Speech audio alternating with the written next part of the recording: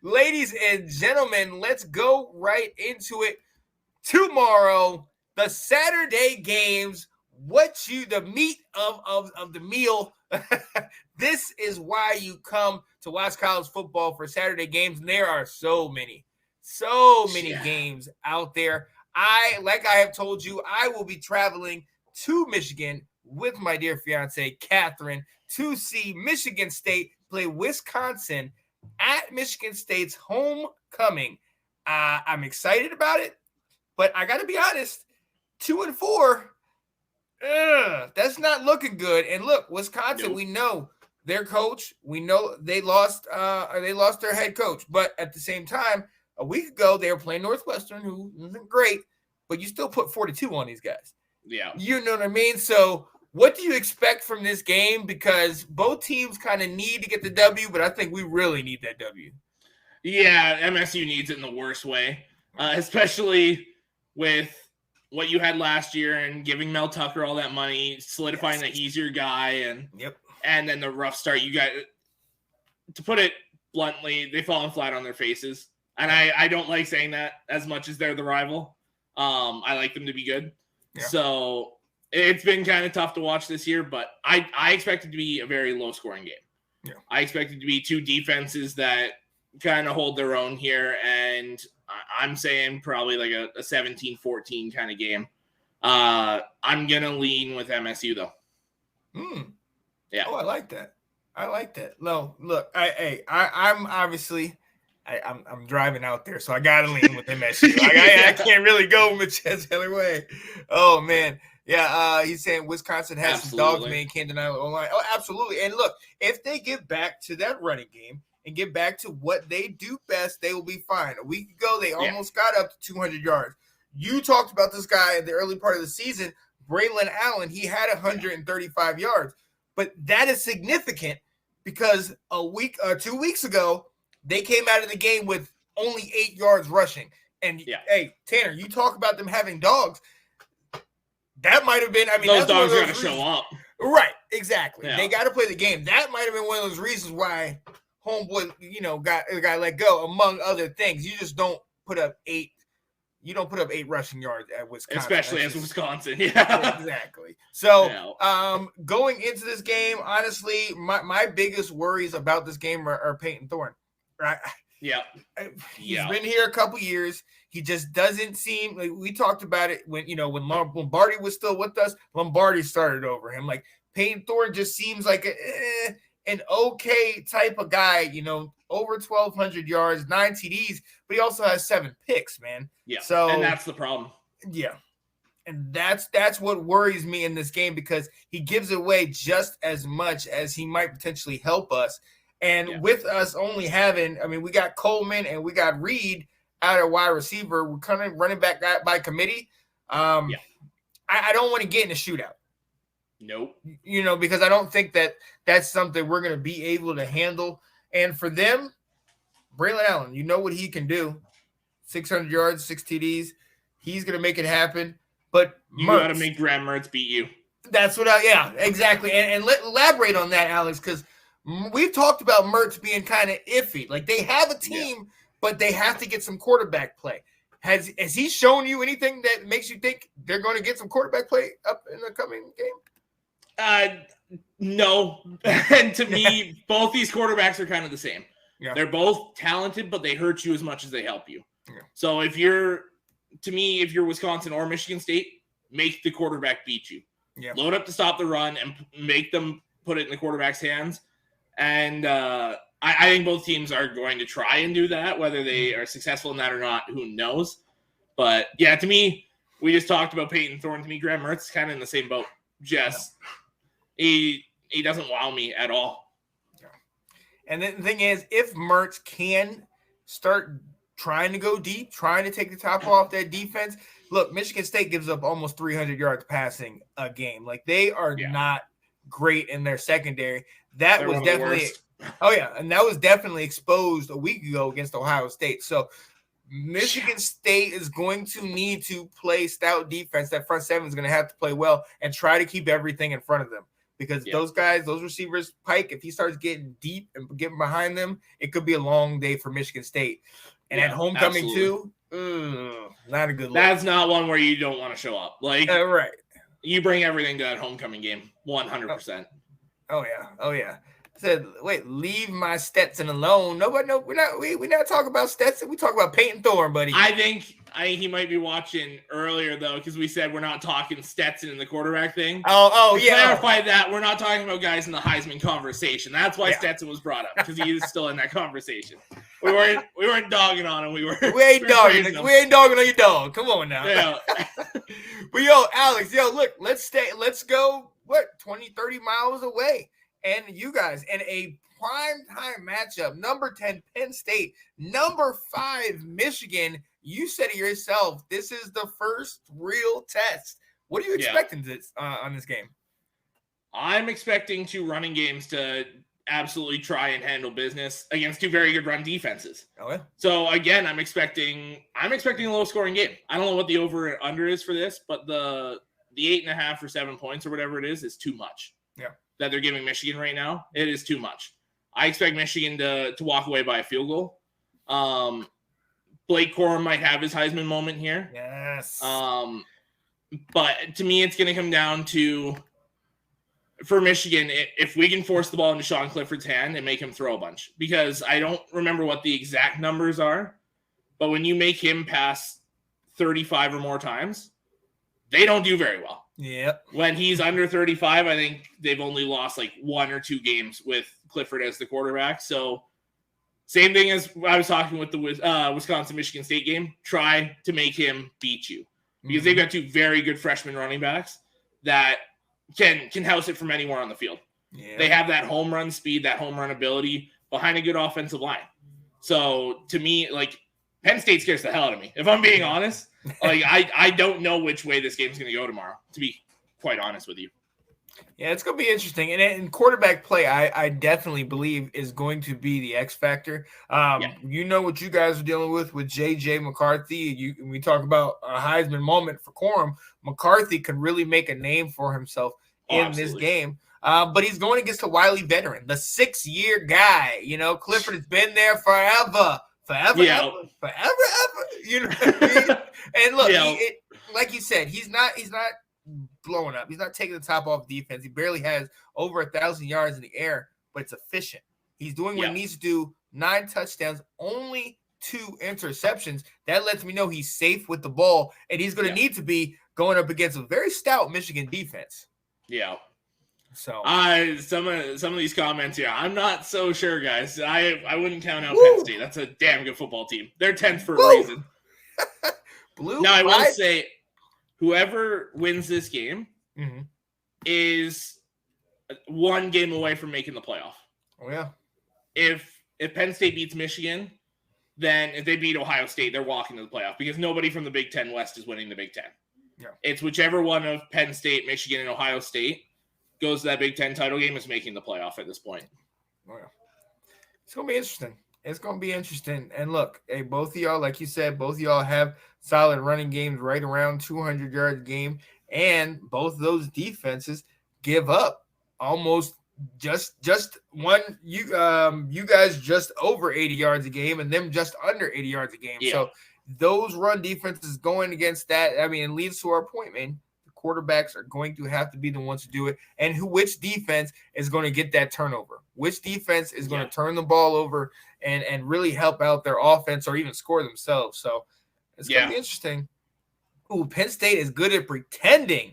Wow. Woo! Let me check this. I got to respect them a little more than that. I can't do that. Ooh. All right, Tanner, I see you coming out bang. Let's go. I can dig it. We will definitely see. And look, since we're talking about favorites, since we're talking about favorite teams, you know what it is. You know what it is. And ladies and gentlemen, if you don't know what it is, and Alex, I'm going to get you one of these little clips later. If you don't know what it is, let them know. Let's go. Tar Heels. You already know what it is. Tar Heel Nation, baby, coming in to play a solid Duke team at 3-1. Yeah. We also are there. They're 4-2. We're 5-1. Duke is good. Let me tell you something. They are really good, led by Riley Leonard at quarterback. He's a dual threat. They got a solid running back in Coleman who has over 300 yards and 4 TDs. I mean, they play good defense. They love their coach, Elko. Man, he's really got them fired up. And I don't have to tell you about my guys. You know the guy that you're going to talk about a little later this week in Drake May. Just, 1,900 yards, 21 TDs, and only 3 interceptions. Come on, people. So this is the type of game where it's going to be closer than I think people are going to think. And I don't think we're going to blow it up. Last week, we played against Miami, and what was it, 24-17? You know what I mean? There were moments where Drake May really looked like he's that Heisman guy. Look at him. He's doing this, and that. But there were also moments where he throws the interceptions, and you're kind of saying like, oh, come on. All right, maybe he's feeling himself. Maybe they're starting to understand him. So what are you expecting? You expecting fireworks, or is this going to be like a little old school ACC kind of grinded out game? I'm expecting the fireworks just because you've got 2 quarterbacks that are playing very good football right now. Like Drake May, to me, is in that like top 5 conversation right now. Oh, yeah. He's playing that well. And Leonard's no slouch either. He's playing very good football for Duke. And it's 2 teams that they're feeling themselves right now. They're kind of still going up like this, and I don't expect that to stop anytime soon. So I'm expecting high scoring. I do think you guys will take it, and you might pull away late, but I expect a very good football game. Oh, absolutely. Tanner said these are the games I love watching. Anything can happen in these rivalry games. Most important game of the year for both programs. Absolutely. Both teams have circled this on their calendar. They are ready for this game. Look, North Carolina, we know we just came off the 2 victories, beating Virginia Tech pretty handily, and then barely coming away with the victory. It was 27-24 against Miami. But Duke, I mean, they stretched out Virginia pretty well, but they just came off a loss in overtime to Georgia Tech. Duke is going to be hungry. You know what I mean? Yeah. Shout out to Georgia Tech for, changing their season after they fired Jeff Collins, but Duke is going to be hungry. I'm more worried about this because now I don't want to look ahead to what we got coming up, because this is the type of game, like you said, it's a rivalry game. Anything can happen. They're ready. They're circled us, and they're like, we want them. And so this is the epitome of a trap game. Yes, exactly. Yeah. Because you start looking down that schedule and you're saying, okay, we can really make a run at this thing right here. No. Play the game that's in front of you. That's all you can do. So we'll see what happens. Nathan asked, who do you guys see as bowl eligible so far? So bowl eligibility happens when you win 6 games. Yeah. So, I mean, obviously Georgia, Ohio State, Alabama, Clemson, Michigan, USC, Ole Miss, UCLA are all bowl eligible, and I believe that's it so far. Yeah. So we got 8 teams bowl eligible. But you're going to see so many clinch it this week, exactly. Too. Yeah. So, definitely Nathan, be watching for that, because they will start to clinch it. Like I said, we win this game, we'll clinch it. We're 5-1 right now. So, and if we win this game, we will tie the amount of wins that we had a year ago. So I know we're definitely right. We're definitely excited about that, and to see the turnaround, getting Drake May after losing Sam Howell and all the great things he's done. So I'm excited. This is great, but I'm kind of nervous. I won't be able to check on this game as much, but you better believe I will have the phone on in the hand at Michigan State, and it's gonna be real quiet. I'll be like, Tar Heels, that's right, let's go. Cal was already she was like, don't stand. If you stand up and say Tar Heels, I'm going to leave you. I was like, look, I'm going to wear Tar Heels underneath. I can't just be wearing – I've had to wear Michigan stuff. Now I have to wear Michigan State stuff. I'm wearing my Tar Heels, all right? Oh, absolutely. You have to. So, Alex, let's go ahead and move on.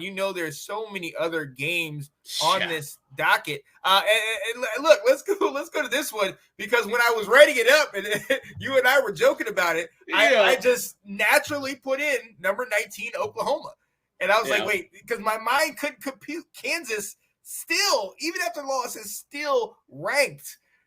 This is a big game, especially with the loss of Kansas's quarterback.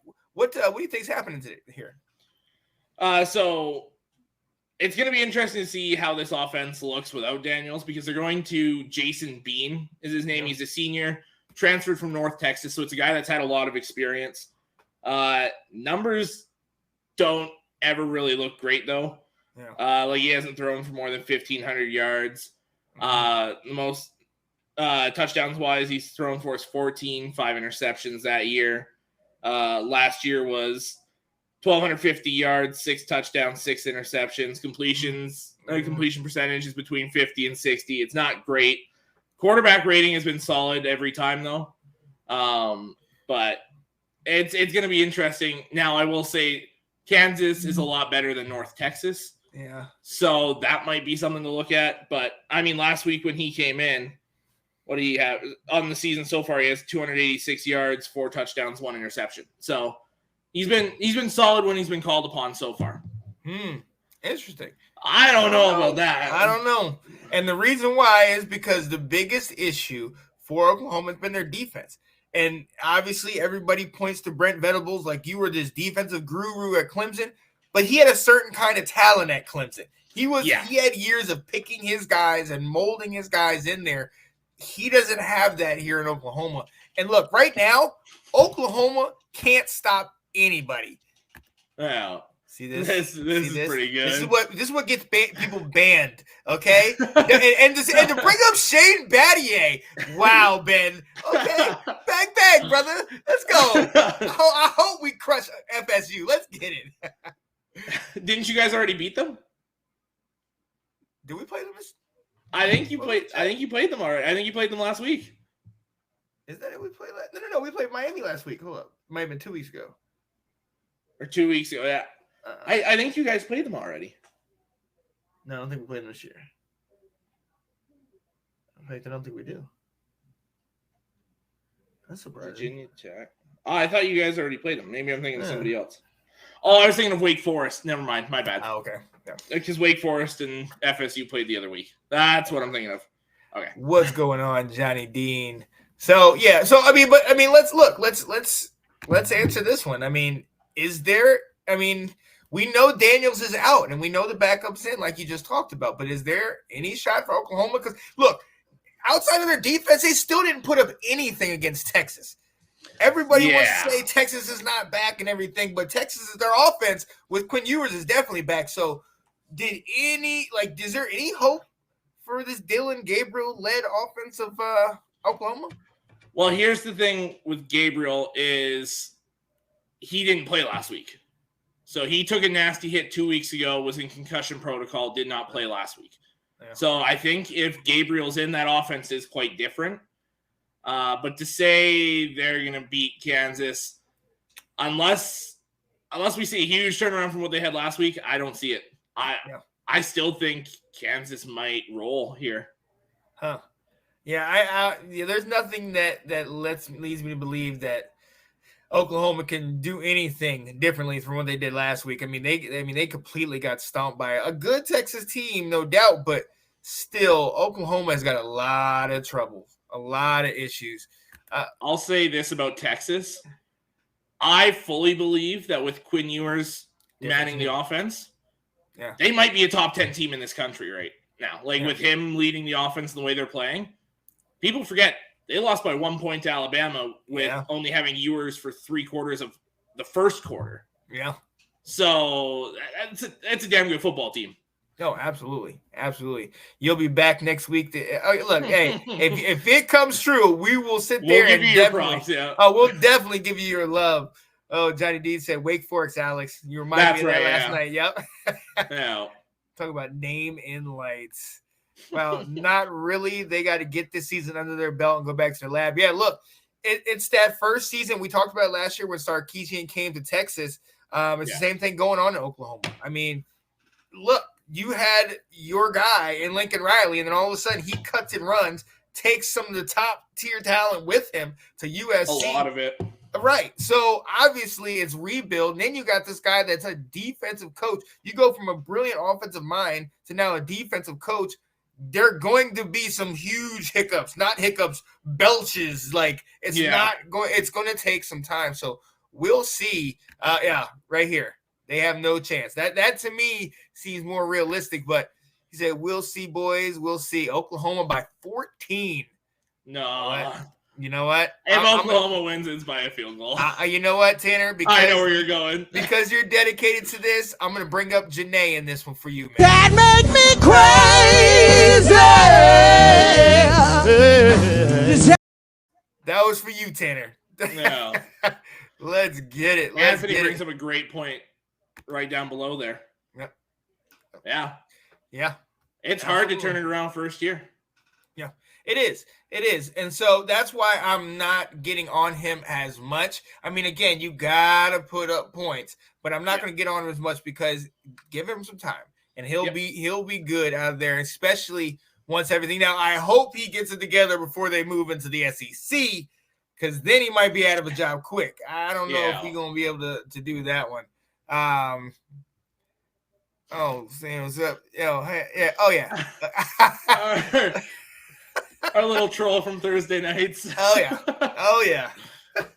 Yo, so let's get into it. What do you have any other ones? Obviously, there's a huge docket out here. Ben actually talked about this one. Oklahoma State undefeated at number 8, going up against surprising number 13 TCU, coming off that victory against Kansas. We know Spencer Sanders.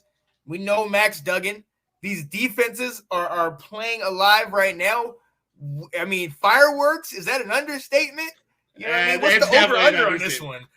Not enough. That's going to be my answer there. I'll go find what the over-under is, but to me, this is absolute fireworks. This is whoever has the ball last is probably going to win this game. Oh, yeah. I mean, that's just how I feel. It's two elite offenses right now, two defenses that are not playing very well. And it's going to be fireworks. It's going to be such a fun game. I said it last week. I can't remember with what game. But if you're showing somebody football for the first time, show them this game. Because people getting into it love high scoring. They're going to love this game. Absolutely. So, funny you said that. Because I went back and looked at the videotape. The game we said that about was, who was it? It was Coastal Carolina and Eastern Carolina, was it? And like Eastern and Coastal, and the score was like 24-9. It didn't quite go. It didn't quite go as planned. So we will see. Look, Johnny said, who needs to have the biggest impact game this week? If we're talking about this game, in my opinion, for TCU, Max Duggan has to be as advertised. He's going up against a quarterback that's very good in Spencer Sanders that can put up numbers. He can definitely do it, but I think a lot of people are sleeping on Max Duggan, but he's been here several years. He's always played this well, and hey, he's encountered teams that have been better than him over the years. He's getting this opportunity with this coach. I honestly think he's going to have a top-tier performance today to beat an Oklahoma State team, great Oklahoma State team, if I don't say so myself. So. Yeah. The over-under, by the way, 68.5 points. That's not enough. Not enough. Good gracious. I think it's closer to 80. Yeah. So thanks for watching.